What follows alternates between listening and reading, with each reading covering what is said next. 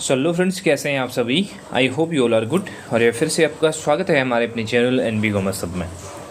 दोस्तों, आज की वीडियो के अंदर हम लोग बात करने वाले हैं फाइनेंशियल स्टेटमेंट एनालिसिस के बारे में। बेसिकली हम लोग इस पूरे टॉपिक को रिवाइज़ करने वाले हैं, जो पूरी यूनिट है उसको रिवाइज़ करने वाले हैं और इसके अंदर सभी चीज़ें देखेंगे, क्या क्या चीज़ें इंपॉर्टेंट हैं एग्ज़ाम के पॉइंट ऑफ व्यू से और कौन कौन सी चीज़ों को आपको एम्फेसाइज करना है, कौन कौन सी चीज़ें आप थोड़ा बहुत इसके अंदर छोड़ सकते हैं, वो सभी चीज़ें डिस्कस करने वाले हैं। और साथ में कुछ हम लोग इसके अंदर प्रैक्टिकल न्यूमेरिकल भी अटेम्प्ट करेंगे, सो दैट आपकी जो अंडरस्टैंडिंग है वो यहाँ पे अच्छे से हो पाए। और इससे पहले हम लोगों ने फाइनेंशियल मैनेजमेंट और फाइनेंशियल अकाउंटिंग दोनों यूनिट की यहाँ पे अच्छे से रिवीजन हमने कर ली है। उसकी वीडियोज अभी तक आप लोगों ने नहीं देखी है तो उसका लिंक भी मैं आपको डिस्क्रिप्शन बॉक्स में दे रहा हूँ साथ में, तो उनको भी आप चेकआउट कर लेना। तो आज हमारी ये थर्ड वीडियो है रिवीजन की सीरीज़ के अंदर, तो उसकी अलग से मैंने प्लेलिस्ट भी बना दी है, तो चैनल पे जाके अलग से आपको रिवीजन करके एक प्लेलिस्ट मिल जाएगी अलग से, असिस्टेंट अकाउंटेंट रिवीजन वीडियो। तो उसके अंदर आप चेकआउट कर पाएंगे, 1 बाय 1 आपको सभी वीडियोज़ मिल पाएंगी। चलिए स्टार्ट करते हैं वीडियो को और सबसे पहले समझते हैं हम लोग इसके अंदर फाइनेंशियल स्टेटमेंट को। सबसे पहले आप सभी को पता है फाइनेंशियल स्टेटमेंट होते क्या है, जनरल लैंग्वेज में आप सभी जानते हैं। Financial statement are the formal return records of the financial activities of a business entity. जब भी हम लोग किसी बिजनेस एंटिटी की बात करते हैं तो उसके अंदर जितने भी ट्रांजेक्शन्स होते हैं डे टू डे बेसिस पे वो सारे रिकॉर्ड किए जाते हैं और लास्ट में कंपाइल किए जाते हैं। तो वो जो कंपाइलेशन होता है ईयर एंड पे जो चीज़ें बनती हैं वो हमारे फाइनेंशियल स्टेटमेंट के फॉर्म में होते हैं और जिनको हम बुक्स ऑफ अकाउंट्स भी कहते हैं।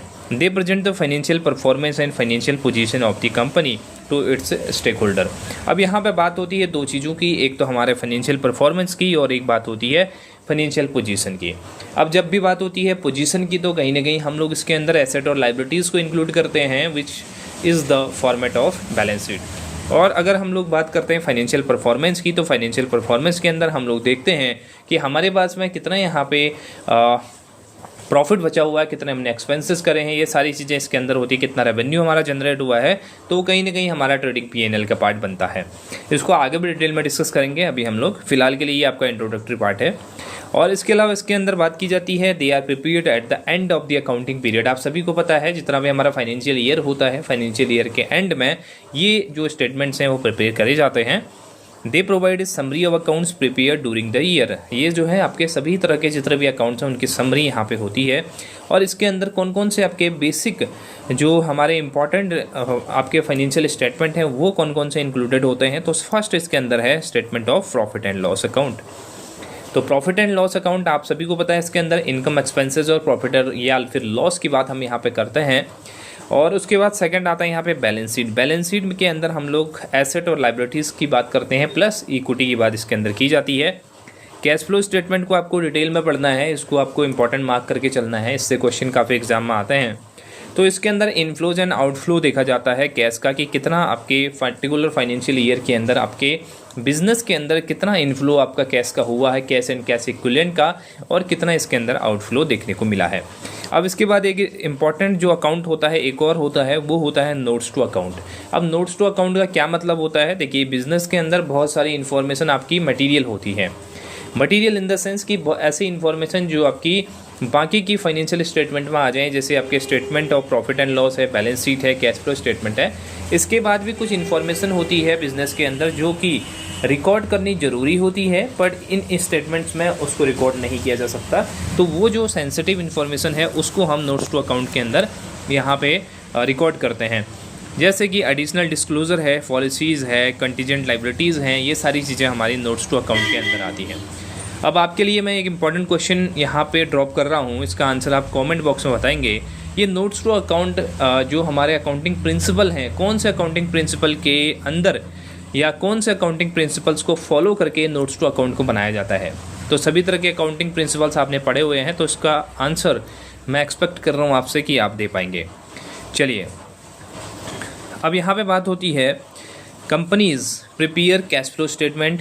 मैंडेटरी होता है बहुत सारे बिजनेसेस के लिए, बेसिकली ये सभी मैक्सिमम जो हमारी कंपनीज हैं सभी के लिए यहाँ पे मैंडेटरी है कैश फ्लो स्टेटमेंट बनाना। और इसको ध्यान भी रखना है, ये अकाउंटिंग स्टैंडर्ड 3 के अंदर यहाँ पे प्रिपेयर किया जाना यहाँ पे मैंडेटरी होता है।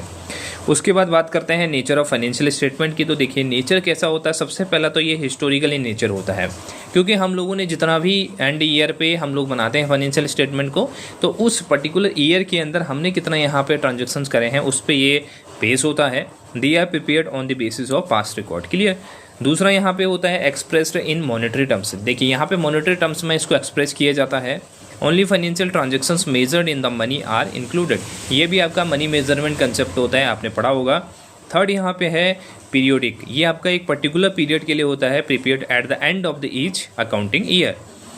फोर्थ यहाँ पे है prepared according to the legal requirements. तो इसके अंदर कहीं ना कहीं कंपनीज फॉलो करती हैं कुछ लीगल जो रूल्स हैं, रेगुलेशंस हैं, जो अकाउंटिंग स्टैंडर्ड्स हैं, पोस्टुलेशंस हैं, उन सभी को यहाँ पे फॉलो किया जाता है। Not final truth.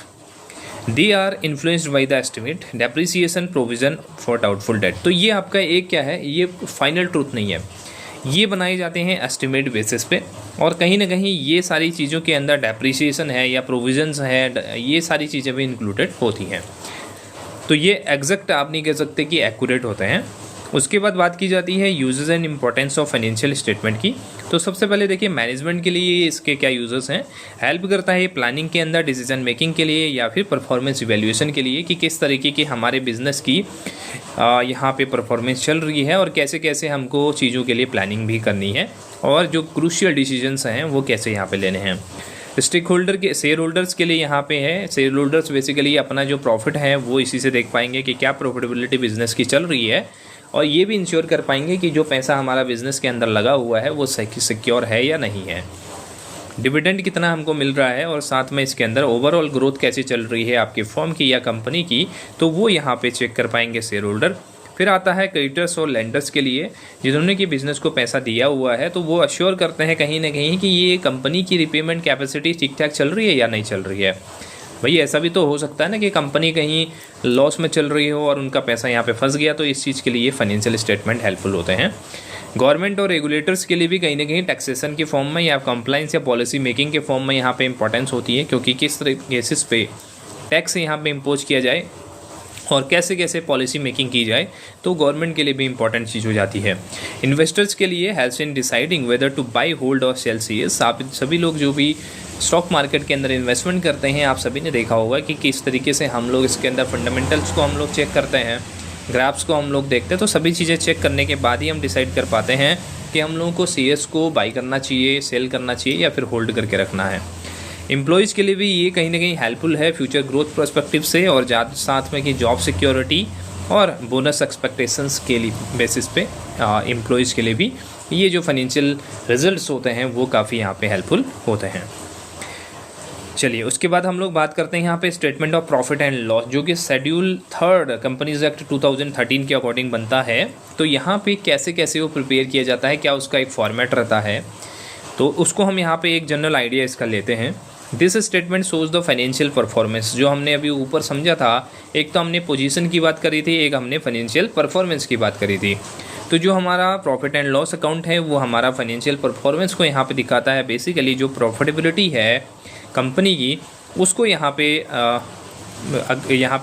कैलकुलेट करके देता है, और इसका जो फॉर्मेट होता है वो कुछ इस तरीके का होता है। इसके अंदर कुछ मेजर हेडिंग्स होती हैं, जैसे फर्स्ट इसके अंदर है रेवेन्यू फ्रॉम ऑपरेशन। जितने भी आपके जो ऑपरेशंस हैं, जो भी आप काम कर रहे हैं, किस फील्ड में आपका बिजनेस है, वहाँ से कितना आपको यहाँ पे रेवेन्यू जनरेट हो रहा है वो यहाँ पे आ जाएगा। अदर कोई इनकम है तो आपकी यहाँ पे आ जाएगी। उसके बाद टोटल रेवेन्यू आपको कितना जनरेट हुआ है उस पर्टिकुलर फाइनेंशियल ईयर के अंदर, उसका सम यहाँ पे कर देंगे। फिर उसके बाद आपके पास में कितने एक्सपेंसेस आप बिजनेस के अंदर कर रहे हैं, likewise cost of material consumed, और साथ में purchase of stock and trade, और changes in inventories, employ benefit expenses, finance cost, depreciation, amortisation, other expenses. तो ये सारी चीज़ें यहाँ पे आती हैं। अब यहाँ पे 2 वर्ड हैं, इनको ध्यान में रखना है। ये आपका एक डेप्रिसिएशन है, दूसरा अमोर्टाइजेशन लिखा हुआ है।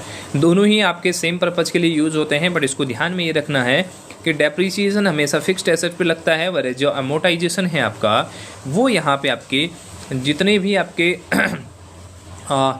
गुडविल है या फिर आपकी इस तरह की जो एसेट है उन पे यहाँ पे चार्ज किया जाता है। तो ये आपको इसको एक डिफरेंशिएशन आपको यहाँ पे ध्यान में रखना है, ठीक है। उसके बाद अदर एक्सपेंसेस आपके आ जाएंगे, वो यहाँ पे आ जाएंगे। तो टोटल एक्सपेंसेस आप यहाँ पे इनका सम कर लेंगे और टोटल एक्सपेंसेस का सम आपका यहाँ पे हो जाएगा। उसके बाद निकलेगा आपका प्रॉफिट बिफोर एक्सेप्शनल आइटम्स। तो इसके अंदर कुछ अगर हमारे एक्सेप्शनल आइटम्स हैं तो उसको हम माइनस कर देंगे और फिर उसके बाद यहाँ पे आपके पास में एक्सेप्शनल आइटम्स की लिस्ट आ जाएगी। फिर निकलेगा आपके पास में प्रॉफिट बिफोर टैक्स, जिसको हम लोग EBIT कहते हैं। EBIT के बाद में आप इंटरेस्ट का पेमेंट करेंगे और फिर आप टैक्स का पेमेंट यहाँ पे करेंगे, टैक्स एक्सपेंसेस, और फिर आपके पास में PAT निकल के आ जाएगा, जिसको हम लोग प्रॉफिट आफ्टर टैक्स कहते हैं। ठीक है बात, ये तो सिंपल सा फॉर्मेट है। तो यहाँ पे एक छोटा सा न्यूमेरिकल भी है आपके लिए, इसको आप देख सकते हैं। यहाँ पे रेवेन्यू फ्रॉम ऑपरेशन है आपका 50 लाख रुपीज़ के यहाँ पे दिया गया है। और नीचे जाएंगे यहाँ पे अदर इनकम आपकी 2 लाख से, एक्सपेंसेस आपके 40 लाख के हैं और एक्सेप्शनल लॉस आपका 1 लाख का है, टैक्स 30% का है। तो यहाँ पे देखेंगे टोटल रेवेन्यू आपका निकल के आ गया 50 लाख प्लस 2 लाख यहाँ पे हो गया। और ऊपर आप देखेंगे 2 लाख अदर इनकम भी है और आपके पास निकल के आ गया टोटल रेवेन्यू आपके पास आ गया। प्रॉफिट बिफोर एक्सेप्शनल आइटम आपके पास में यहाँ पे आ जाएगा 52 लाख में से 40 लाख माइनस हो जाएगा, क्योंकि आपके यहाँ पे एक्सपेंसेस हैं, एक्सेप्शनल आइटम उसके बाद आते हैं। तो यहाँ पे एक्सपेंसेस माइनस कर देंगे हम 40 लाख के, तो आपके पास है 12 लाख यहाँ पे अमाउंट आ गई प्रॉफिट बिफोर टैक्सेस। तो उसके बाद आपके PBT निकलेगा आफ्टर एक्सेप्शनल आइटम। तो एक्सेप्शनल आइटम लॉस आपके पास में 1 लाख का है, तो आपके पास 11 लाख यहाँ पे बच गया। फिर आपके टैक्स इसके अंदर डिडक्ट हो जाएगा, 30% टैक्स आप लगाएंगे इसके अंदर, जितना भी आपकी फिगर यहाँ पे आई हुई है उसका 30% आपका आ गया 3,30,000। तो प्रॉफिट आफ्टर टैक्स आपके पास में आ जाएगा 11 लाख माइनस 3,30,000, तो आपका 7,70,000 आपका यहाँ पे अमाउंट बनती है। ठीक है बात। तो ये यहाँ पे आपके पास में इस तरह से ये कैलकुलेशन होती है। एक छोटी मोटी कैलकुलेशन एग्जाम के अंदर पूछी जा सकती है, इसको आपको ध्यान में रखना है। ये जो फॉर्मेट है आपको ये आपके माइंड में सेट हो जाना चाहिए। उसके बाद बात आती है हमारे balance sheet as per schedule 3 companies act 2013। अभी हमने P&L की बात करी, अब हमारे पास आती है बैलेंस शीट। तो बैलेंस शीट के अंदर पहले T शेप में ये बनाई जाती थी कुछ इस तरीके से। हाँ, यहाँ पे बनाया करते थे इसको, आपने देखा होगा। यहाँ पे आपकी लाइबिलिटीज़ होती थी, यहाँ पे आपकी एसेट होती थी, इसको हम सम अप कर देते थे। लेकिन अब ये आपके वर्टिकल फॉर्म में यहाँ पे बनती है। तो यहाँ पे आपके पास में अलग अलग हेड यहाँ पे होंगे और फाइनेंशियल पोजीशन को ये बताएगा। ठीक है बात। तो पोजीशनिंग की बात जहाँ पे करी जाएगी वहाँ पे बैलेंस शीट आएगा। जहाँ पे फाइनेंशियल हेल्थ की बात करी जाएगी तो वहाँ पे आपके पास में कहीं ना कहीं P&L की बात की जाएगी। तो मेजर हेडिंग के अंदर यहाँ पे आ जाएगा इक्विटी एंड लायबिलिटी सबसे पहले।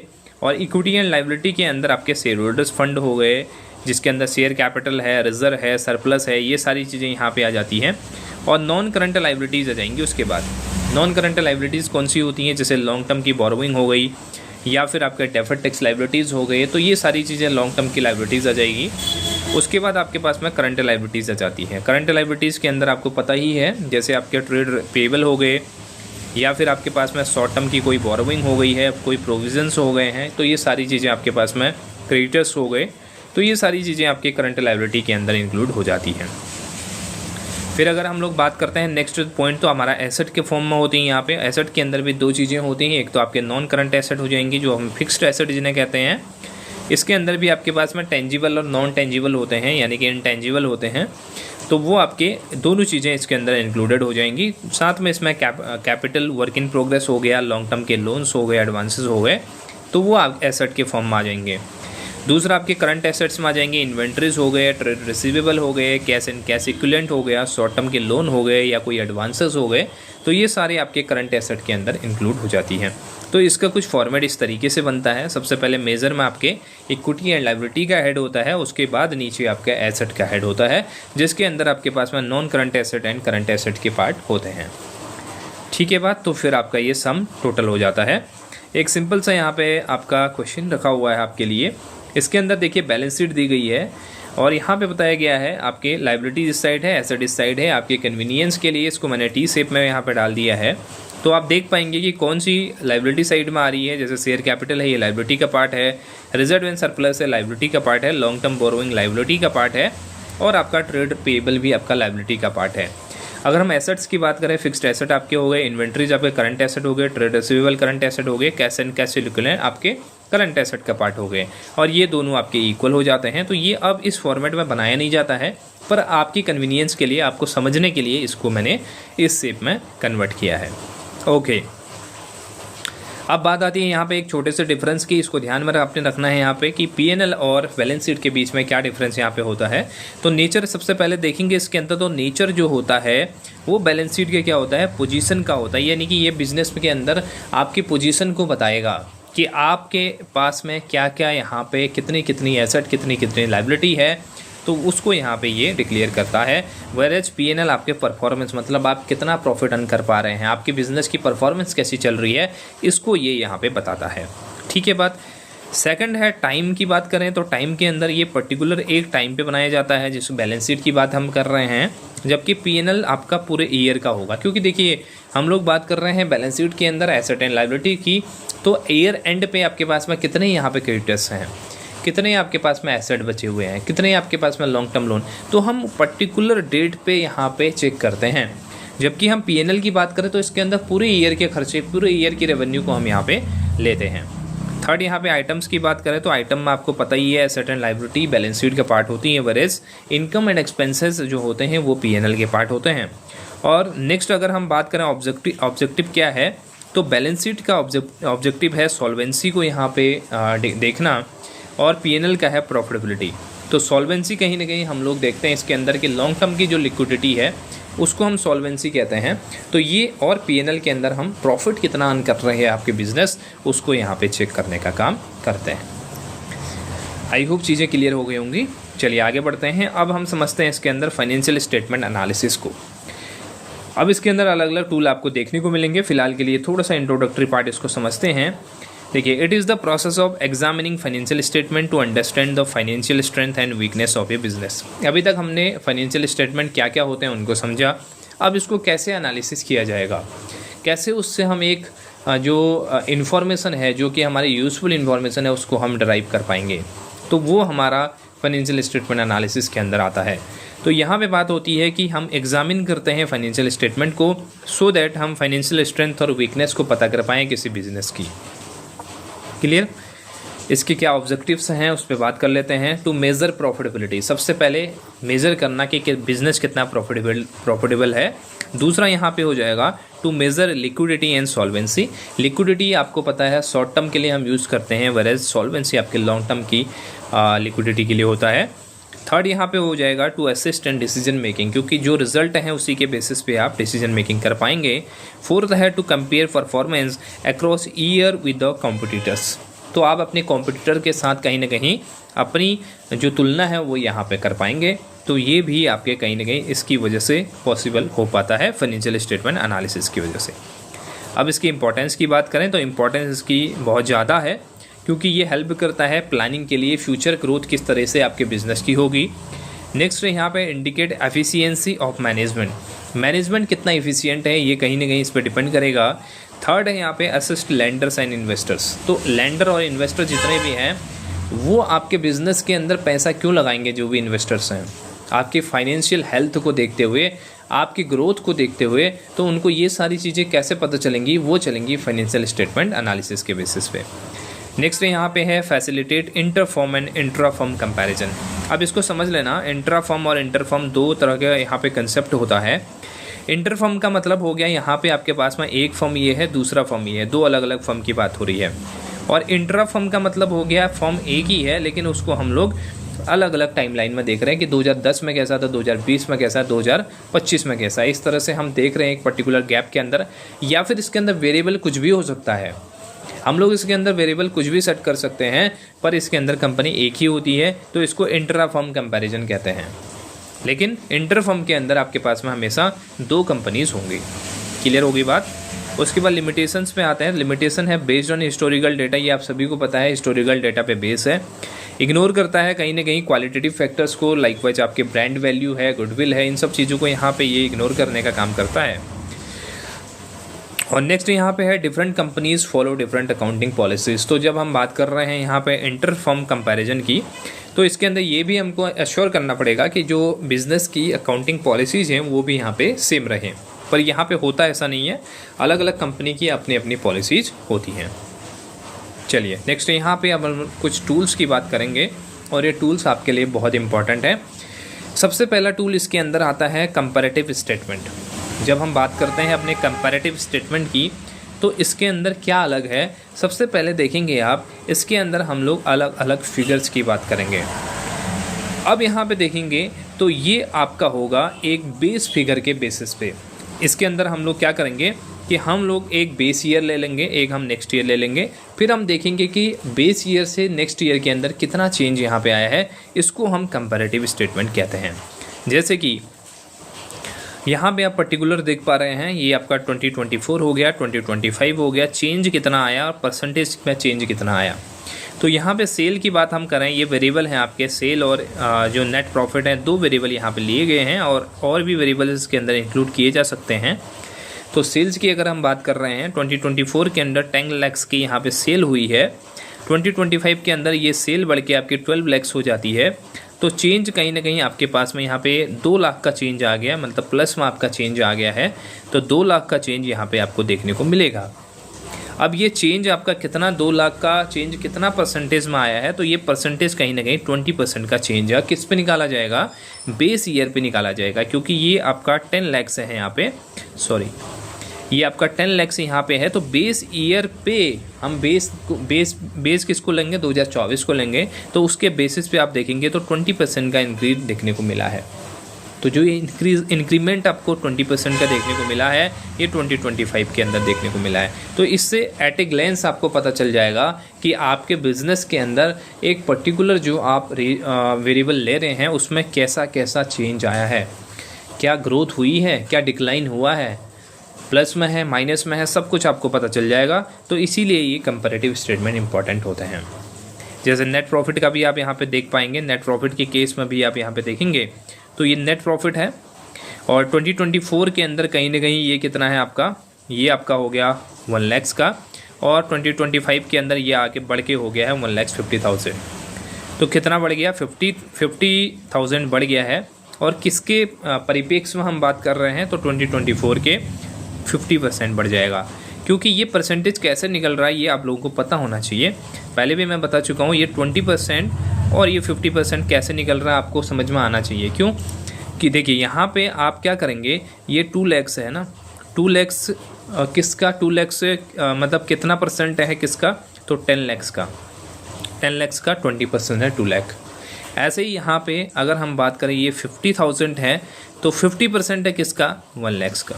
तो बेस ईयर को लेके चलेंगे, परसेंटेज हमेशा बेस ईयर पे निकलेगा। बेस ईयर हमारे पास में क्या है, 2024 का है।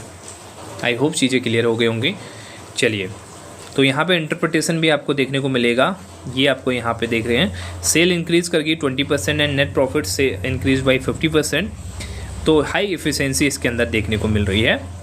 अब कंपैरेटिव स्टेटमेंट के यूजेस की बात कर लेते हैं थोड़ा सा, क्योंकि एग्जाम के अंदर ऐसे क्वेश्चन भी पूछ लिया जाता है आपसे कभी कभी कि इसके क्या क्या यूजेस हैं।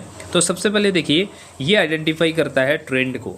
किस केस में, इनकम में, एक्सपेंसेस में, एसेट में, लाइबिलिटीज़ में, ये कुछ भी हो सकते हैं। ये सारे वेरिएबल्स है, जैसे मैंने आपको बताया ना, कुछ भी वेरिएबल्स आप ले सकते हैं। ये डिपेंड करता है आपके बिजनेस पे, आपके हेड पे, कि आप किस तरह के बिजनेस को यहाँ पे किस तरह के वेरिएबल को यहाँ पे कैलकुलेट कर रहे हैं या फिर उसको एनालिसिस कर रहे हैं।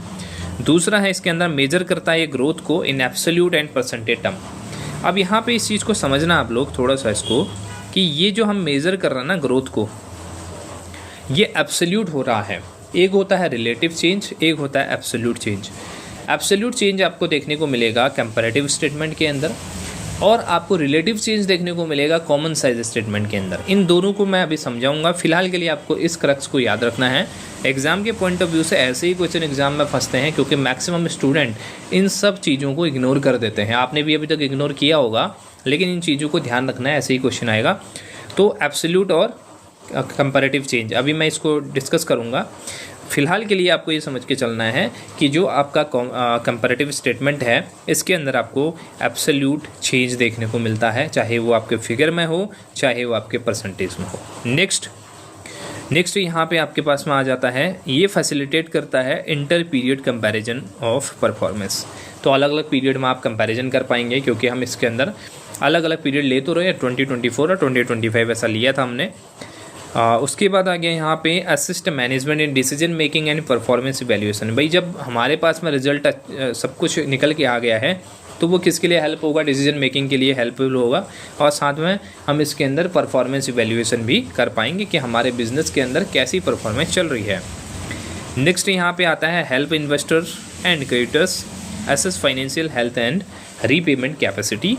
तो ये कहीं ना कहीं हेल्प करता है इन्वेस्टर्स और क्रेडिटर्स को कि जो फाइनेंशियल हेल्थ है कंपनी की वो कैसी है, और जो कंपनी क्या हमारे पैसे को रीपेमेंट कर पाएगी, कितना रिस्क यहाँ पे है, इसको भी असेस किया जाता है। फिर नेक्स्ट यहाँ पे आ जाएगा detect weakness such as rising cost और डिक्लाइनिंग प्रॉफिट्स। तो ये सारी चीज़ें भी आप यहाँ पे चेक कर पाएंगे। नेक्स्ट यहाँ पे है simplify financial data for quick understanding. जैसा मैंने आपको बताया कि सारा जो डेटा है वो आपका इस फॉर्म में अगर बन गया, एट ए ग्लैंस आप आइडिया लगा लेंगे कि किस तरह की चीज़ें बिजनेस के अंदर चल रही हैं। ठीक है, तो ये कंपैरेटिव स्टेटमेंट के बारे में। और यहाँ पे एक दो पॉइंट और भी हैं, ये ऑल्सो कॉल्ड हॉरिजॉन्टल एनालिसिस। अब इस चीज़ को ध्यान रख लेना, इसको नोट कर लेना, इसको हम हॉरिजॉन्टल एनालिसिस कहते हैं। अभी हम कॉमन साइज स्टेटमेंट में जाएंगे तो उसको वर्टिकल एनालिसिस कहेंगे। इसको हम हॉरिजॉन्टल एनालिसिस इसलिए कहते हैं क्योंकि ये आपका कुछ अलग अलग टाइम पीरियड पे बनता है, ये अलग अलग ये जो टाइमलाइन है उस पे बन रहा है, तो इसको हम हॉरिजॉन्टल एनालिसिस यहाँ पे कहते हैं। अब इसको याद करने का एक छोटा सा सिंपल सा तरीका मैं आप लोगों को बता देता हूँ। जब भी हॉरिजॉन्टल की बात आएगी, क्योंकि आप देख रहे हैं ये क्या बन गया, टाइमलाइन बन गया। अब इसको आप 2024 मान लो ना, ये 2024 हो गया, ये 2025 आपका हो गया। अब आप क्या कर रहे हैं, दो टाइम पीरियड है तो आपने इसको जोड़ दिया, एक टाइम पीरियड ये है, एक ईयर का ये है, एक ईयर का ये है, इसको आपने ब्रिज बना दिया इसको बीच में, तो क्या बन गया, एच बन गया ना। तो ये एच किससे होता है, हॉरिजॉन्टल होता है, H for horizontal, H for this one. तो ऐसे याद कर सकते हैं, बहुत सिंपल है। तो इसको आपको ऐसे करके याद करना चीज़ों को, ताकि आप भूलो नहीं, रट के आप चीज़ों को भूल जाएंगे। तो ईयर बाय ईयर ये चेंज आपके दिखाता है। और यहाँ पे एब्सोल्यूट की बात फिर से यहाँ पे आ गई है, तो ये भी आपने ध्यान रखना है, एब्सोल्यूट चेंज दिखाता है ये परसेंटेज के अंदर और फिगर के अंदर। अभी इसको डिस्कस करूँगा मैं थोड़ा सा। ओके, अब नेक्स्ट पे आ जाते हैं, जो कि हमारा कॉमन साइज स्टेटमेंट है। कॉमन साइज स्टेटमेंट थोड़ा सा आपके पास में ट्रिकी होता है। ये आपका कहीं ना कहीं एक बेस अमाउंट पे निकलता है। जब भी हम बात करते हैं कोई एक बेस अमाउंट इसके अंदर ले ली जाती है, और जनरली अगर हम बात करते हैं तो इसके अंदर हम लोग ले लेते हैं किसी सेल्स को ले लेते हैं, या फिर हम टोटल एसेट को इसके अंदर ले लेते हैं। अगर हम लोग बात कर रहे हैं पीएनएल की, एग्जाम के अंदर इससे क्वेश्चन ऑलरेडी आ चुका है, तो इसको ध्यान रखना है। अगर हम पीएनएल को कंसीडर कर रहे हैं तो हम बेस मान के चलेंगे सेल्स की वैल्यू को। अगर हम बैलेंस शीट को कंसीडर करके चल रहे हैं तो हम टोटल एसेट को इसके अंदर बेस वैल्यू मान के चलेंगे, जिसको कि हम 100% लेके चलेंगे। क्लियर हो गई बात। इसके अंदर स्टार्टिंग में बता दे रहा हूँ, कॉमन साइज स्टेटमेंट बनाने से पहले हम लोगों को ये देखना पड़ेगा किसको हमको 100% लेके चलना है।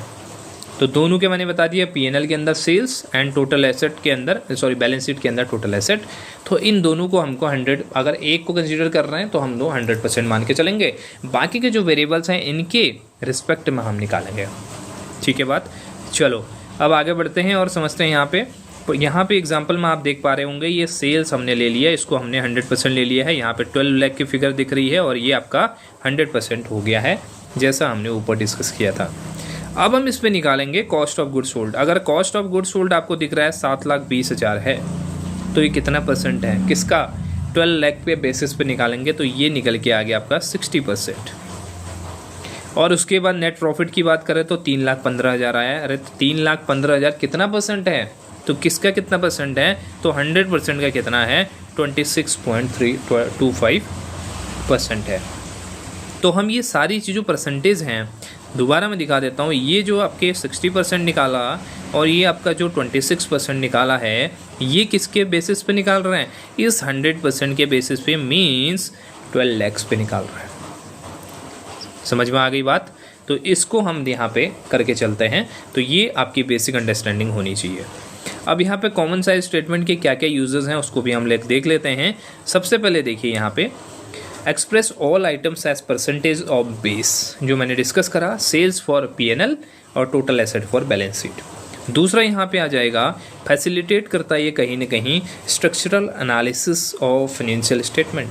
तो ये आपके स्ट्रक्चर को कहीं ना कहीं स्ट्रक्चर को एनालिसिस करने में मदद करता है कि जो हमारे वेरिएबल्स हैं वो किस तरीके से यहाँ पे ग्रोथ हो रहे हैं। नेक्स्ट आ जाएगा आपके पास में enable comparison between companies of different size. तो यहाँ पे एक इम्पॉर्टेंट चीज़ ये होती है कि कंपनी अगर अलग अलग साइज़ की है तो वहाँ पे ये बहुत ज़्यादा इम्पॉर्टेंट हो जाता है कॉमन साइज स्टेटमेंट। अब कैसे आप लोगों के अभी समझ में नहीं आया होगा, मैं इसको थोड़ा सा जूम करके आपको समझाता हूँ। देखिए, अब मैंने आपसे कहा कि अगर मैं किसी कंपनी, एक कंपनी आपके अगर मैं सेल वैल्यू की बात कर लेता हूँ, किसी कंपनी के अंदर सेल वैल्यू है 1 करोड़ की, ठीक है, और किसी कंपनी के अंदर 10 लाख की सेल वैल्यू है। अब क्या अगर मैं कॉमन साइज स्टेटमेंट ना लूँ या अन्य के हिसाब से अगर हम देखें तो यहाँ पे प्रॉफिट होता है आपके मान लिया जाए 25%, ठीक है, यहाँ पे प्रॉफिट होता है आपका 30%। तो कुछ इस तरीके की फिगर होती है। तो यहाँ पे क्या हम इसको मैच कर पाएंगे? नहीं कर पाएंगे, क्योंकि यहाँ पे फिगर तो अलग हो गई ना, ये फिगर अलग हो गई है। अगर सेल की वैल्यू अलग हो गई है तो सीधी सी बात है, हम बाकी के जो वेरिएबल्स हैं उनका कंपैरिजन कर ही नहीं पाएंगे। क्यों नहीं कर पाएंगे? क्योंकि इसके अंदर सिमिलैरिटी नहीं है।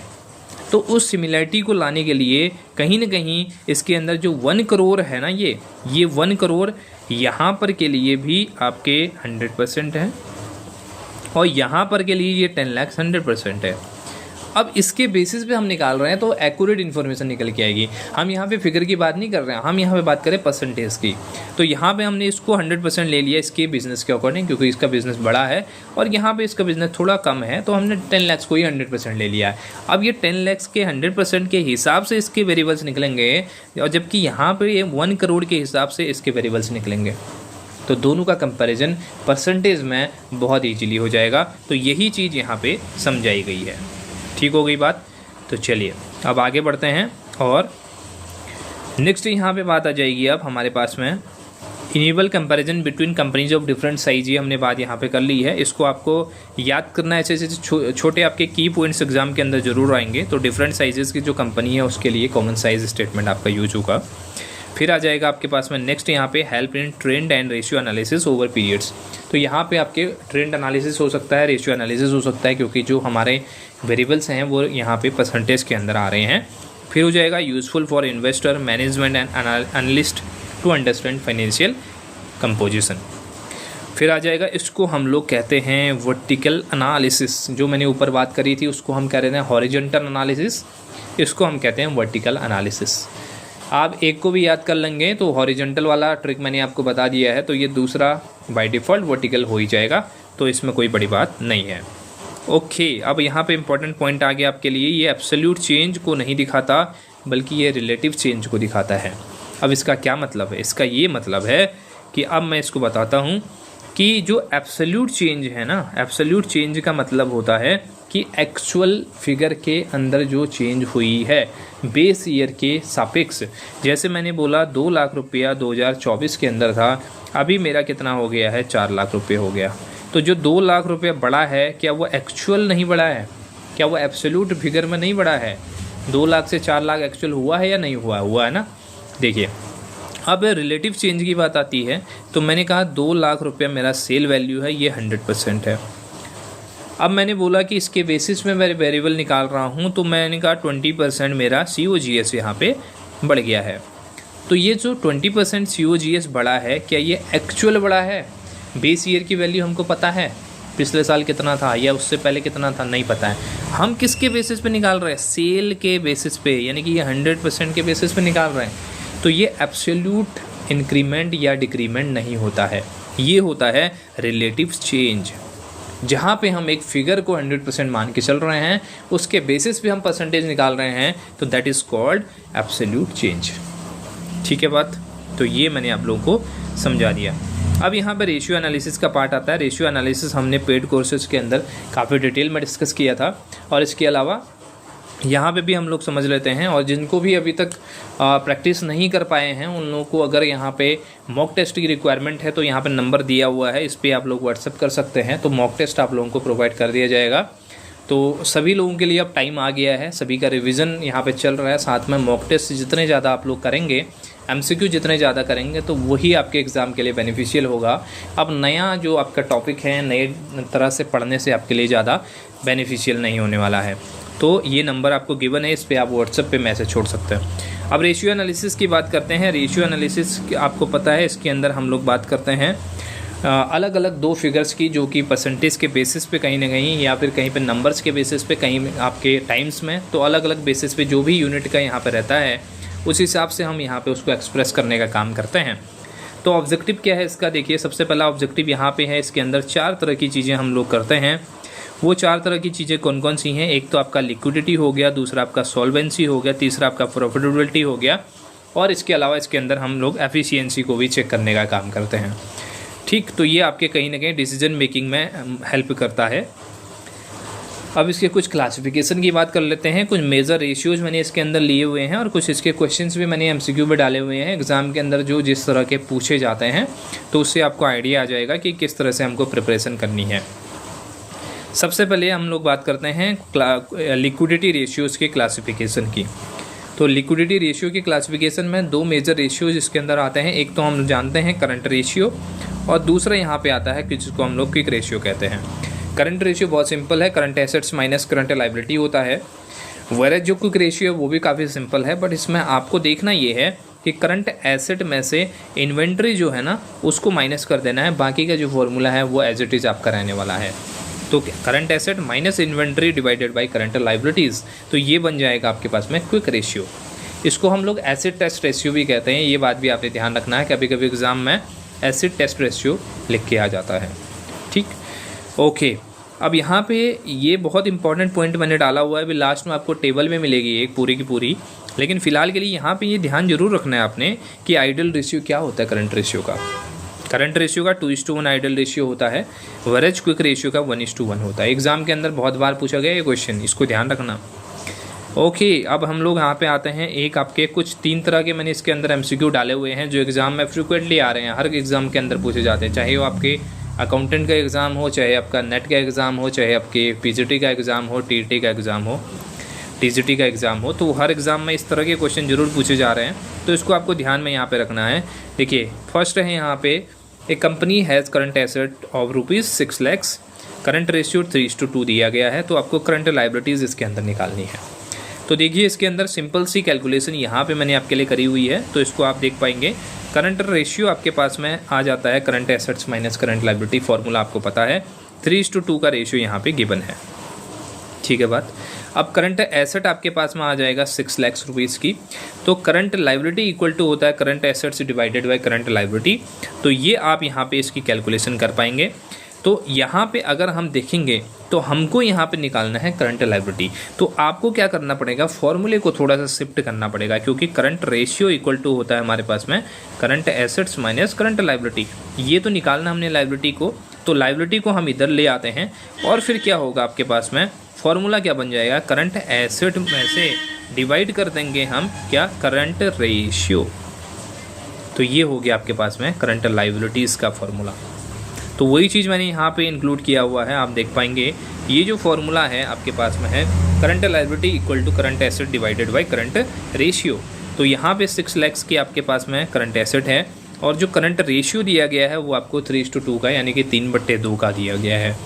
इसको जब आप सॉल्व करेंगे यहाँ पे, तो आपके पास में 4 लाख की जो अमाउंट है वो यहाँ पे आ जाएगी। सिंपल कैलकुलेशन है, पर थोड़ा सा दिमाग आपने यहाँ पर लगाना है कि कैसे हम लोग इसके अंदर वैल्यूज़ को ट्रांसफ़र करते हैं। जो इक्वेशन वाला चीज़ है उसको आपको ध्यान रखना है कि अगर हम इसको लेफ्ट हैंड साइड से राइट हैंड साइड में ट्रांसफ़र करते हैं तो फिर उसमें क्या यहाँ पे ट्रीटमेंट होता है। अगर आपने बेसिक मैथ्स पढ़ी हुई है तो फिर आपको इसमें समझने में दिक्कत नहीं आएगी।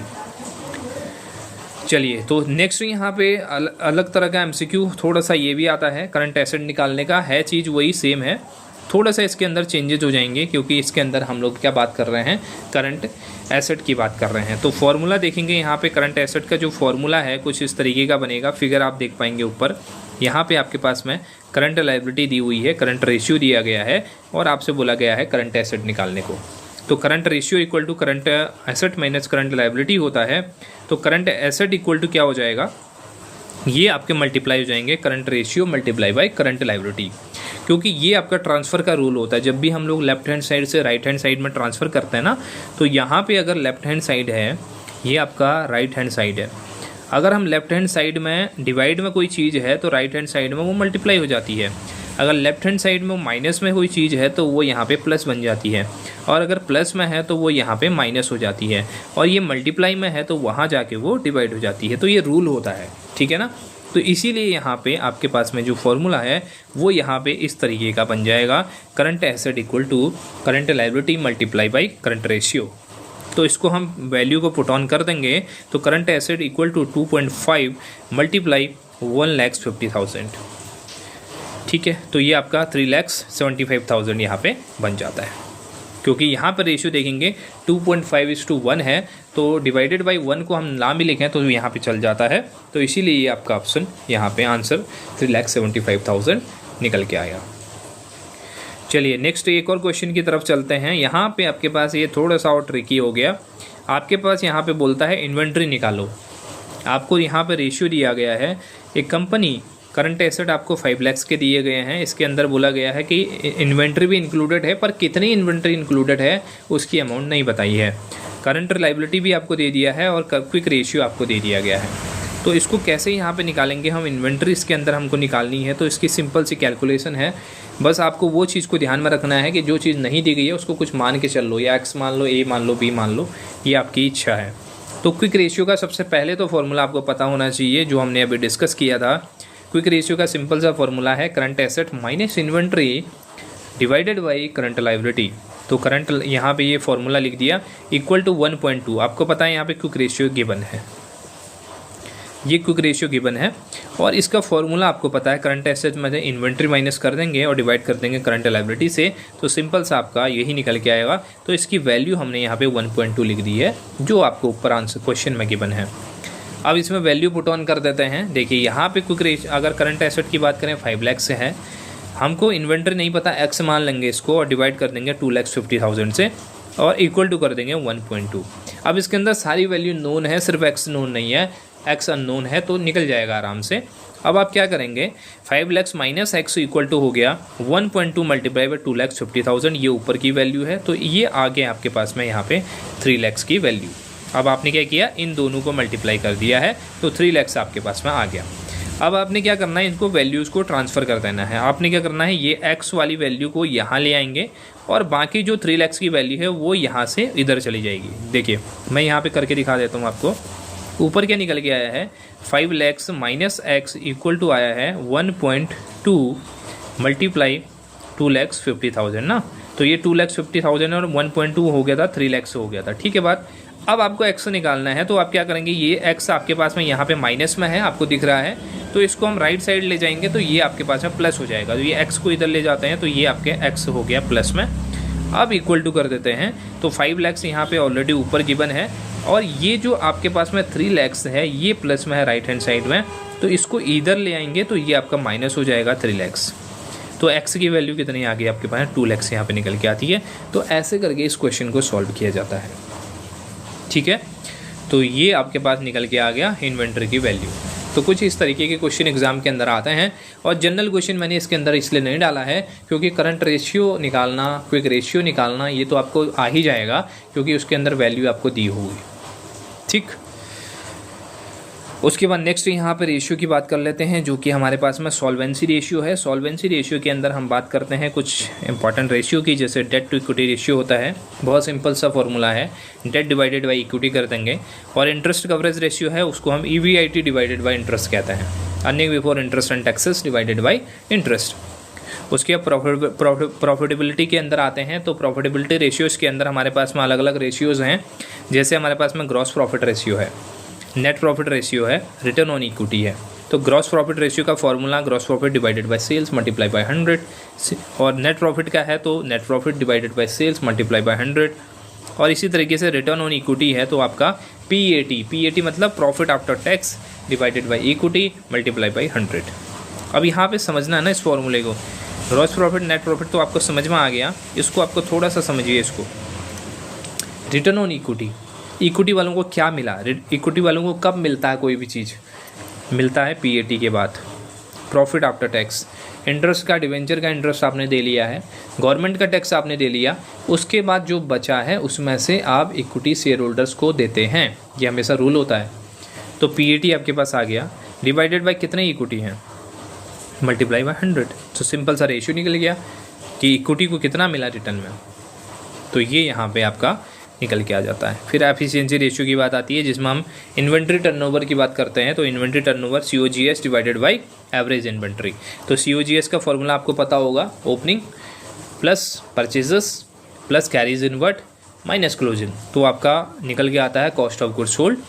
उसके बाद आपका एवरेज इन्वेंट्री कैसे निकलेगा, opening inventory plus closing inventory, opening stock plus closing stock, दोनों को प्लस कर देंगे, डिवाइडेड बाय 2 कर देंगे, तो एवरेज इन्वेंट्री निकल के आ जाएगा। और जहाँ पे आपके पास में ओपनिंग ना दिया गया हो, सिर्फ क्लोजिंग दिया गया हो, तो एवरेज इन्वेंट्री के तौर पे आप सिर्फ क्लोजिंग को ही लेंगे। या अगर ओपनिंग दिया है, क्लोजिंग नहीं दिया है, तो खाली आप ओपनिंग को ले लेंगे। जहाँ पे दोनों दिए गए हैं तो दोनों को ऐड करके 2 से डिवाइड कर देंगे, तो वो आपके पास में एवरेज निकल के आ जाएगा। उसके बाद डेटा टर्नओवर की बात होती है। डेटा टर्नओवर है credit sales divided by average debtors. ठीक है, तो ये आपके पास में कुछ रेशियोज़ की बात हमने यहाँ पे करी है। अब यहाँ पे आपके पास में एक टेबल मैंने आपको दे दी है यहाँ पे, और टेबल के अंदर आप देख पाएंगे कि करंट रेशियो है current assets divided by current liability, और इसका जो आइडियल रेशियो होना चाहिए वो 2:1 होना चाहिए। क्विक रेशियो है current assets minus inventory divided by current liability, 1:1 इसका होना चाहिए। डेट इक्विटी रेशियो है डेट अपॉन इक्विटी यहाँ पे होगा, और साथ में इसका जितना लोअर होगा ना उतना अच्छा है ये डेट टू इक्विटी। और ग्रॉस प्रॉफिट है तो आपका gross profit divided by sales multiply by 100, तो जितना हाई होगा उतना अच्छा है। और ऐसे ही नेट प्रॉफिट भी जितना हाई होगा उतना अच्छा है, net profit divided by sales multiply by 100। ठीक है, तो ये आपके लिए एक यहाँ पर डाला हुआ था। अब यहाँ पे आता है बहुत important cash flow analysis. Cash flow analysis हमने पहले भी काफ़ी बार पढ़ा हुआ है, तो इसकी वीडियो भी अलग से यूट्यूब पे डाली हुई है, मेरे चैनल पे आप लोग देख सकते हैं। इसका एक डेडिकेटेड अलग से आपको वीडियो में मिल जाएगी कैश फ्लो पे, क्योंकि बहुत लंबा ये आपका टॉपिक है। फिर भी मैंने इसको कंसाइज करके इसके अंदर सभी इंपॉर्टेंट जितने भी आपके पास में कंसेप्ट हैं उनको इसके अंदर कहीं ना कहीं कंप्रेस करने की कोशिश करी है। देखिए यहाँ पे कैश फ्लो एनालिसिस की बात होती है, statement showing inflows and outflow. इसके अंदर हम बात करते हैं, एक तो इसके अंदर मैं बहुत सारे कीवर्ड्स की बात करूँगा, उन कीवर्ड्स को आपको ध्यान रखना है एग्जाम के पॉइंट ऑफ व्यू से। ठीक है, एक तो इनफ्लोज की बात करेंगे, दूसरा आउटफ्लोज की बात करेंगे, तीसरे बात करेंगे कैश की, चौथी बात करेंगे कैश इक्विवेलेंट की। तो ये 4 चीज़ें तो इसी में इंपॉर्टेंट है। एक तो इनफ्लोज आउटफ्लो 2 चीज़ें हो गई, कैश एंड कैश इक्विवेलेंट, तो ये चीज़ें भी इंपॉर्टेंट हैं। क्या है वो कैश एंड कैश इक्विवेलेंट, अभी हम डिस्कस करेंगे। तो जब भी हम बात करते हैं किसी एक पर्टिकुलर पीरियड के अंदर कैश एंड कैश इक्विवेलेंट के इनफ्लोज एंड आउटफ्लोज की, तो उसको हम स्टेटमेंट को कैश फ्लो एनालिसिस स्टेटमेंट बोलते हैं। ठीक है, अब इसके अंदर हम इनडायरेक्ट मेथड को ही मैक्सिमम फॉलो करते हैं। एग्जाम के अंदर जब भी आ जाएगा तो आप इनडायरेक्ट मेथड से ही ज़्यादातर क्वेश्चन आते हैं। तो इसके अंदर हमारे पास में 3 तरह की एक्टिविटीज़ देखने को मिलती हैं। 3 तरह की एक्टिविटी में सबसे पहली एक्टिविटी है हमारे पास में जिसको हम ऑपरेटिंग एक्टिविटी कहते हैं, दूसरी हमारे पास में है जिसको हम इन्वेस्टिंग एक्टिविटी कहते हैं, और तीसरी हमारे पास में जिसको हम फाइनेंसिंग एक्टिविटी कहते हैं। अब ये operating activity, investing activity, financing activity क्या होती है इसको समझते हैं। देखिए, सबसे पहले हम समझते हैं ऑपरेटिंग एक्टिविटी को।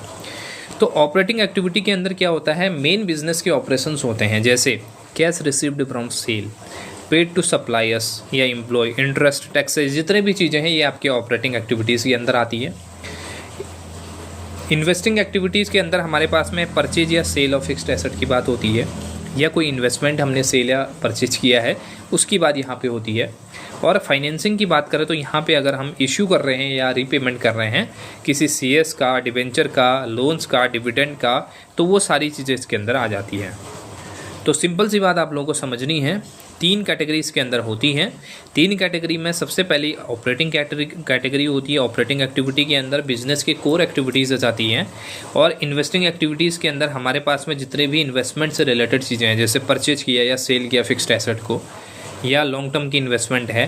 फाइनेंसिंग के अंदर हमारे पास में वो चीज़ें आ जाती हैं जिससे हम फंड रेज कर रहे हैं, तो हमारे या पेमेंट कर रहे हैं, हम रीपेमेंट कर रहे हैं। इसके अंदर CS हो गया, डिवेंचर्स हो गया, लोन्स हो गए, डिविडेंड्स हो गए, इन सब की बात यहाँ पे करी जाती है। जैसे यहाँ पे एक छोटा सा इलस्ट्रेशन है, इसके काफ़ी क्वेश्चन मैंने डाले हुए हैं, अभी डिस्कस करता हूँ आपके साथ।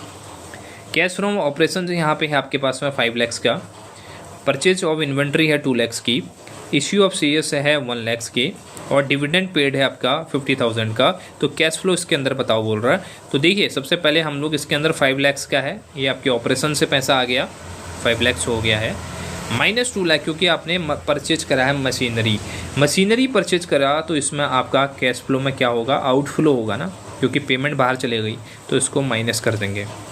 फिर आप इश्यू ऑफ शेयर्स कर रहे हैं तो उससे पैसा आपके पास आ रहा है, तो वो इनफ्लो हो गया, तो 1 लाख से यहाँ पे हो गया। फिर आपका डिविडेंड आपने पे किया है तो वो आउटफ्लो हो गया 50,000 का, उसको माइनस कर देंगे, तो ये आपके पास में 3,50,000 का नेट कैश फ्लो यहाँ पे निकल के आता है। ठीक है बात, ओके। अब इसका जो फॉर्मेट होता है वो फॉर्मेट काफ़ी ईयरली बेसिस पे भी बनता है, जिसके अंदर हम लोग चेंजेस भी देखते हैं, प्रीवियस ईयर से अभी की ईयर में क्या चेंजेस हुए हैं वैसे भी हम लोग देखते हैं। पर रिवीजन के अंदर इतना बहुत लेंदी हो जाएगा, बहुत ज़्यादा इसके अंदर आपका करवाने का स्कोप नहीं है। जिसको भी वीडियो का लिंक चाहिए तो वो मैं आपको दे दूंगा, उसको आप एक डेडिकेटेड अलग से वीडियो है, उसको आप एक बार चेक कर लेना कैश फ्लो स्टेटमेंट को लेके। एग्जाम के पॉइंट इसके अंदर कुछ इंपॉर्टेंट है, जैसे आपके कैश फ्लो एनालिसिस गवर्न करता है अकाउंटिंग स्टैंडर्ड 3। दूसरा है इसके अंदर की कैश एंड कैश इक्विवेलेंट, जो मैंने ऊपर बात करी थी अभी, कैश एंड कैश इक्विवेलेंट की बात करें तो ये आपके शॉर्ट टर्म की इन्वेस्टमेंट होती है जिसकी मैच्योरिटी होती है 3 या 3 महीने से कम। तो कभी भी एग्ज़ाम के अंदर आए कि हम कैश फ्लो के अंदर कौन सी चीज़ों को लेते हैं, क्या only cash and cash equivalent, cash and other, तो वहाँ पे आपको ऑप्शन क्या चूज़ करना है, कैश एंड कैश इक्विवेलेंट। और टाइम पीरियड का पूछे तो 3 महीने से कम या 3 महीने के इक्वल में जितना भी जो एसेट है वो अगर कैश में ट्रांसफ़र हो जाती है, कैश में आपके कहीं ना कहीं कन्वर्ट हो जाती है, तो उसको हम कैश इक्विवेलेंट कहते हैं। जैसे आपके चेक हो गया तो बैंक बैलेंस हो गया, वो भी कैश इक्विवेलेंट है ना, कैश तो नहीं है लेकिन कैश इक्विवेलेंट है, तो उसको भी हम यहाँ पे इंक्लूड करते हैं। चलिए इसके अंदर कुछ एमसीक्यूज़ मैंने डाले हुए हैं, उस एमसीक्यू के अंदर बहुत सारे कंसेप्ट आपके क्लियर होने वाले हैं। फर्स्ट यहाँ पे एमसीक्यू है आपका, Which of the following will be classified as cash flow from financing activities as per accounting standard 3 revised? यहाँ पे बोला गया है आपको कि कौन सी ऐसी एक्टिविटी है जो cash flow from financing activity का पार्ट होता है। अभी हमने डिस्कस किया फाइनेंसिंग के अंदर क्या आता है। फर्स्ट यहाँ पे है issue of equity CS at premium, दूसरा है परचेज ऑफ मशीनरी, तीसरा डिविडेंड रिसीव्ड, चौथा है interest paid by a non financial company. तो ऑप्शन आपको दिख भी गया होगा, issue of CS at premium. तो जब भी हम CS की बात कर रहे हैं, तो जब भी हम फंड रेजिंग की बात कर रहे हैं, तो फाइनेंसिंग का पार्ट यहाँ पे होता है, इसीलिए ये यहाँ पे आ जाएगा। तो एक्सप्लेनेशन भी आप देख पाएंगे यहाँ पे, issue of CS including premium ये फाइनेंसिंग का पार्ट होता है, परचेज ऑफ मशीनरी आपका इन्वेस्टिंग का पार्ट यहाँ पे हो जाएगा, और साथ में डिविडेंड रिसीव्ड हुआ है तो इन्वेस्टिंग का पार्ट होगा नॉन फाइनेंशियल कंपनी के लिए। इसका क्वेश्चन भी आएगा अभी कि जब भी हम बात कर रहे हैं नॉन फाइनेंशियल कंपनी में, तो डिविडेंड जो रिसीव हो रहा है वो इन्वेस्टिंग का पार्ट होगा। ठीक है बात, और इंटरेस्ट पेड किया गया है नॉन फाइनेंशियल कंपनी के द्वारा, तो वो फाइनेंसिंग एक्टिविटी का पार्ट होगा। ठीक, सेकंड एमसीक्यू की बात करते हैं। यहाँ पे आपका न्यूमेरिकल आ गया है, नेट प्रॉफिट बिफोर टैक्स आपको दिया गया 2 लाख का, और डेप्रिसिएशन आपका 40,000 का है, loss on sale of machinery आपका 10,000 का है, और इंक्रीज इन डेटर हुआ है 30,000 का, डिक्रीज इन क्रेडिटर्स हुआ है आपके 20,000 का। ठीक है, इंक्रीज इन क्रेडिटर्स हुआ है 20,000 का। तो आपसे बोला गया है cash flow from operating activity आपको निकालना है बिफोर टैक्स। तो ऐसे क्वेश्चन एग्जाम के अंदर बहुत आते हैं, तो इसके अंदर थोड़ा सा आपने दिमाग लगाना है और थोड़ी सी आपकी कैलकुलेशन, इसके अंदर कंसेप्ट आपको पता होने चाहिए। तो सबसे पहले आपको इसके अंदर 2 कंसेप्ट की नॉलेज होनी चाहिए। वो कौन से कि ऊपर की चीज़ें तो आप कर लेंगे, इसमें जनरली मैं 3 कंसेप्ट की बात करूँगा। एक तो आपका non cash item, non cash item क्या होते हैं ये आपको पता होना चाहिए, और उसका ट्रीटमेंट क्या होता है जब भी हम ऑपरेटिंग एक्टिविटी को निकालते हैं। दूसरा, इसके अंदर अगर डेटर में इंक्रीज़ हो रहा है, डेटर में डिक्रीज़ हो रहा है, तो उसका क्या ट्रीटमेंट होता है। और तीसरा, क्रेडिटर्स में इंक्रीज़ हो रहा है, क्रेडिटर्स में डिक्रीज़ हो रहा है, तो उसका क्या ट्रीटमेंट होता है। ये 3 चीज़ें अगर आपको पता है तो ये क्वेश्चन ईजिली आपका सॉल्व हो जाएगा, अदरवाइज आप यहाँ पे स्टक हो जाओगे। तो सबसे पहली चीज़ इसके अंदर नॉन कैश आइटम की बात करें तो यहाँ पे जो डेप्रिसिएशन दिया गया है ये नॉन कैश आइटम है, loss on sale of machinery non cash item है, क्योंकि नॉन कैश आइटम वो आइटम होते हैं जिसमें हमारा किसी तरह का कोई इनफ्लो या आउटफ्लो नहीं होता कैश का। डेप्रिसिएशन आपने चार्ज किया सिंपली, तो वो आपकी एसेट की वैल्यू को कम कर रहा है, बट यहाँ पे किसी तरह का आउट पेमेंट नहीं हो रहा है, ना ही आपके पास में कोई पेमेंट आ रहा है। ऐसे ही आपके loss on sale of machinery है, तो इसके अंदर अलग से जो लॉस का पेमेंट हुआ है उसका कहीं पे पैसा आप यहाँ पे ट्रांसफ़र नहीं कर रहे हो। जितने में आपका कंसिडरेशन हो गया है दैट इज़ ओके, लेकिन उसके अलावा किसी तरह का अन्य भुगतान आपने नहीं किया है। तो ये दो चीज़ें आपने ध्यान रखनी है। इसके अलावा इंक्रीज़ अगर डेटर में होता है तो डेटर में इंक्रीज़ होने का ये मतलब है कि कहीं ना कहीं आपका आउटफ्लो हुआ है, क्योंकि डेटर में इंक्रीज़ होने का मतलब ये है कि आपने क्रेडिट में सेल किया है, यानी कि आपने उधार में सेल करा हुआ है। तो उधार में अगर आपने सेल किया है तो आपकी इन्वेंट्री कम हुई है, आपने सेल आउट कर रखा है, तो इस केस में इसको हम इंक्रीज होगा तो इसको हम माइनस करते हैं। अगर इंक्रीज इन क्रेडिटर्स होता है तो इंक्रीज इन क्रेडिटर्स कब होगा, जब लायबिलिटी हमारी बढ़ रही है। और लायबिलिटी हमारी कब बढ़ेगी, जब कभी हम क्या कर रहे हैं, अपने पास में लोन ले रहे हैं, लॉन्ग टर्म का लोन ले रहे हैं, या किसी तरह का कोई भी हम इसके अंदर वो कर रहे हैं, मतलब इनफ्लो होगा तो इसको हम प्लस करेंगे। तो इसका वाइस वर्सा हो जाएगा। अगर डिक्रीज इन डेटर होगा तो डिक्रीज इन डेटर हमारा यहाँ पे प्लस हो जाएगा। ठीक है, तो ये कंसेप्ट को आपको ध्यान में रखना है। अब इसके सॉल्यूशन पे हम आते हैं। यहाँ पे सभी चीज़ें मैंने यहाँ पे डिस्कस कर ली हैं। सबसे पहले देखेंगे यहाँ पे नेट प्रॉफिट बिफोर टैक्सेस आपको दिया गया 2 लाख का। नॉन कैश आइटम को ऐड करेंगे यहाँ पे, एक तो depreciation, loss on sale of machinery, दोनों को ऐड कर देंगे। 2,50,000 आपके पास आ गया। एडजस्ट करेंगे वर्किंग कैपिटल को, और इंक्रीज इन डेटर आपका माइनस हो जाएगा, जैसा मैंने अभी डिस्कस आपसे किया था। और इंक्रीज़ इन द क्रेडिटर्स आपके 20,000 वो प्लस हो जाएगा, क्योंकि इससे कहीं ना कहीं हम ये मान के चलते हैं कि हमें कोई लोन या फिर लॉन्ग टर्म की जो इन्वेस्टमेंट है वो हमारे पास आई है, तो इनफ्लो इसे माना जाएगा, इसलिए यहाँ पे इसको प्लस किया जाएगा। ठीक है बात। और इसका ठीक उल्टा हो जाएगा अगर आपके डिक्रीज़ का केस बनता है, तो उसको आप यहाँ पे समझ लेना।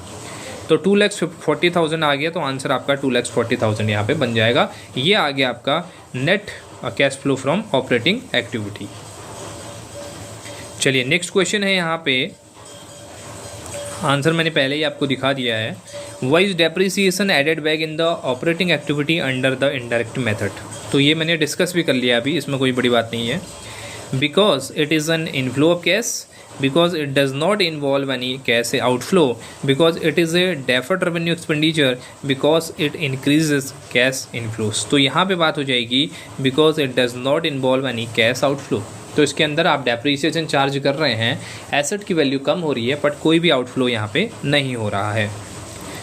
Depreciation reduces profit but does not effect cash. तो इससे प्रॉफिट तो कम होगा, क्योंकि हम कहीं ना कहीं इसके अंदर एक्सपेंसेस में ऐड कर रहे हैं डेप्रिसिएशन को पीएनएल के अंदर, बट इसके अंदर कैश में किसी तरह का कोई इफेक्ट नहीं पड़ता है। Hence added back to the indirect method. ठीक है, इसीलिए इसको हम इनडायरेक्ट मेथड जब फॉलो करते हैं ना, तो हम लोग इसको प्रॉफिट में ऐड कर देते हैं वापस से। ओके, यहाँ पे बोला गया है the following information is accepted from the ABC limited. इसको एक्सट्रैक्ट किया गया है ABC लिमिटेड कंपनी से। नेट प्रॉफिट बिफोर टैक्स है 4 लाख का, डेप्रिसिएशन दिया गया है 50,000 का, और इसके अंदर है profit on sale of machinery 20,000 का, decrease in inventory, increase in bills receivable, increase in bills payable. तो ये सारी चीज़ें दी गई हैं। अब आपसे बोला गया है कंप्यूट करो net cash flow from operating activity before tax.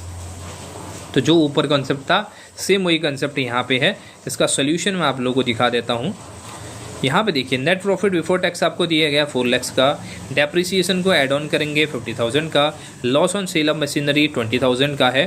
तो सॉरी, प्रॉफिट है यहाँ पे ध्यान देने वाली बात ये है, ऊपर लॉस था, अगर लॉस होगा तो उसको ऐड बैक करेंगे, लेकिन प्रॉफिट होगा तो इसको हम लोग माइनस करेंगे, क्योंकि लॉस में हम लोग क्या कह रहे हैं कि उसको हमने पीएनएल में दिखा रखा है, इसलिए दो जगह हम नहीं दिखा सकते ना। जब भी लॉस की बात आ रही है तो उसको हमने कहाँ दिखाया है, पीएनएल के डेबिट में दिखा रखा है ऑलरेडी, तो उसको हम यहाँ पे वापस से ऐड ऑन कर रहे हैं। इसी तरीके से इसी कंसेप्ट को लेके अगर loss on sale, profit on sale of machinery है तो उसको हमने कहाँ दिखाया होगा, हमने पीएनएल के क्रेडिट में उसको शो किया होगा। तो इसीलिए इसको हम यहाँ पे माइनस कर रहे हैं, क्योंकि एक ही जगह दिखाया जाएगा ना, तो इसीलिए इसको यहाँ पे माइनस किया जाएगा। 4,30,000 यहाँ पे आ जाएगा। अब उसके बाद जो ट्रीटमेंट होगी वो होगी वर्किंग कैपिटल एडजस्टमेंट की। तो इसमें अगर डिक्रीज़ इन इन्वेंट्री हुआ है तो इन्वेंट्री हमारा क्या है, करंट एसेट है। उसमें डिक्रीज़ होगा तो हम क्या करेंगे, प्लस करेंगे, अभी मैंने ऊपर डिस्कस किया था। दूसरा increase in bills receivable, bills receivable भी करंट एसेट है, इसमें अगर इंक्रीज होगा तो इसको हम माइनस करेंगे। उसके अलावा increase in bills payable, bills payable क्या है आपके पास में, करंट लायबिलिटी है, और इसमें इंक्रीज होगा तो इसको हम प्लस कर रहे हैं। तो आपका नेट इफेक्ट यहाँ पे क्या आ गया, जीरो आ गया, क्योंकि ये वाला नेट इफेक्ट आपका जीरो हो गया, क्योंकि इसमें सभी आपके प्लस माइनस हो गए, क्योंकि 30,000 प्लस 10 40,000 और 40,000 ही माइनस भी है, तो नेट इफेक्ट जीरो हुआ। तो cash flow from operating activity 4,30,000 आ गया। ठीक है, तो इस तरीके से कैश फ्लो स्टेटमेंट को सॉल्व करना है। ऐसे ही क्वेश्चन एग्जाम के अंदर आएंगे, कुछ कंसेप्चुअल क्वेश्चन और आएंगे जो मैंने आपको ऊपर कंसेप्ट इसका डिस्कस किया है, अकाउंटिंग स्टैंडर्ड के किसमें इसको डिस्कस किया जाता है, कंपनीज़ के लिए मैंडेटरी है या नहीं है, ये सारी चीज़ें यहाँ पे आएंगी। और बाकी के जो न्यूमेरिकल हैं इसी तरह के आपके आएंगे। तो ये सारे कंसेप्ट आपके यहाँ पे क्लियर हो गए होंगे। अब आपके लिए यहाँ पे मैंने एक क्वेश्चन छोड़ा हुआ है, इसका आंसर आप कमेंट बॉक्स में बताएंगे। For a financial company like a bank which of the following is treated as cash flow from operating activity. तो इसका आंसर आपने बताना है, कहीं सर्च नहीं करना है, अपने आप से अगर आपको आता है तो आपको कमेंट जरूर करना है। Interest paid, interest received, dividend received, या फिर ऑल ऑफ द अबव। अब इसको ध्यान ये देना, यहाँ पे बात हो रही है आपके फाइनेंशियल कंपनी की, जैसे बैंक हो गए, इनकी बात हो रही है, नॉन फाइनेंशियल की बात नहीं हो रही है, इसको ध्यान रखना। तो एग्ज़ाम में ये क्वेश्चन बहुत बार पूछा गया है, इसीलिए मैंने ये आपके लिए रखा हुआ है। इसका आंसर आप सभी से एक्सपेक्टेड है। अब यहाँ पे लास्ट में आपके पास में एक टेबल आ जाएगी, इसको आप यहाँ पे ध्यान देंगे, जो मैंने अभी आपको सारी चीज़ें डिस्कस करी हैं। इंक्रीज होता है अगर एसेट में तो कैश आउटफ्लो माना जाता है, इसलिए हम इसको माइनस कर देते हैं। ठीक है, डिक्रीज इन एसेट होता है तो उसको कैश इनफ्लो हम लोग कहते हैं, इसलिए हम ऐड ऑन कर देते हैं। इंक्रीज इन लायबिलिटी है तो वो कैश इनफ्लो होता है, ऐड ऑन कर देते हैं। डिक्रीज इन लायबिलिटी हो गया, वो कैश आउटफ्लो हो गया, इसलिए हम उसको सब्ट्रैक्ट कर देते हैं, यानी कि माइनस कर देते हैं। तो ये आपका क्रक्स यहाँ पे हो गया है कैश फ्लो स्टेटमेंट के लिए। सो गाइज, ये सारी चीज़ें हमने यहाँ पे डिस्कस करी हैं, और आई होप आपको कैश फ्लो स्टेटमेंट से लेके सारा फाइनेंशियल स्टेटमेंट का जितना भी हमने फाइनेंशियल स्टेटमेंट एनालिसिस का जितना भी सिलेबस हमने यहाँ पे डिस्कस किया है, आप सभी को समझ में आ गया होगा। और अगर वीडियो पसंद आती है लाइक करना ना भूलें, चैनल पर नए हैं तो सब्सक्राइब जरूर कर लें, और नेक्स्ट वीडियो का वेट करें। Thank you so much, have a nice day, take care, bye bye.